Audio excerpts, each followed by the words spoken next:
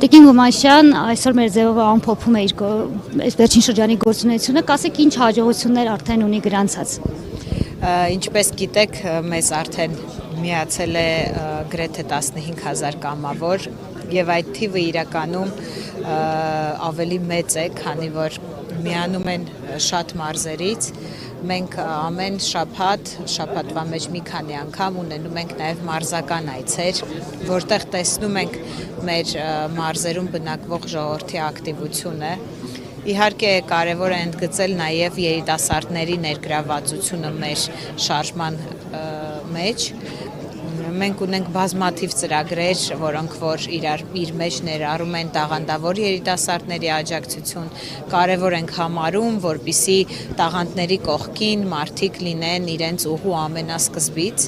եւ հենց դա էր պատճառը, որ Սամվել Կարապետյանի կողմից ընդգծվեց այդ ուղղությունը, աջակցություն տաղանդավոր երիտասարդներին, եւ ուզում եմ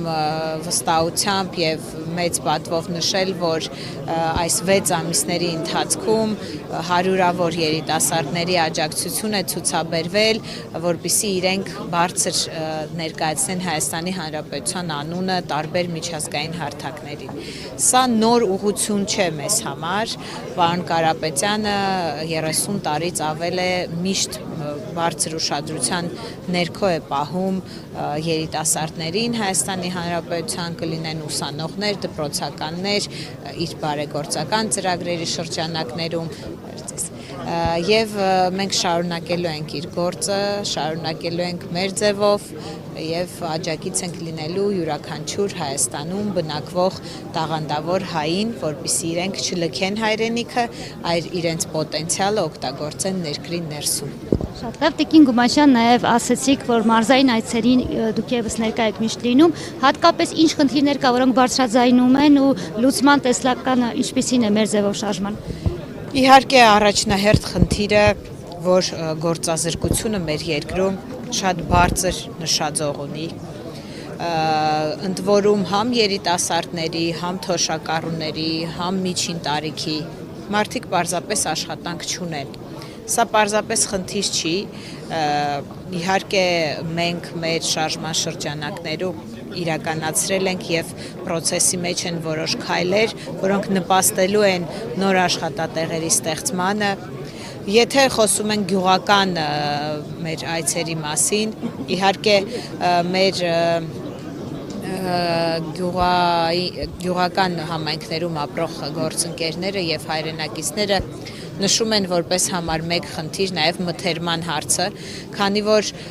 գյուղատնտեսության մեջ, եթե դու արտադրում ես, եթե դու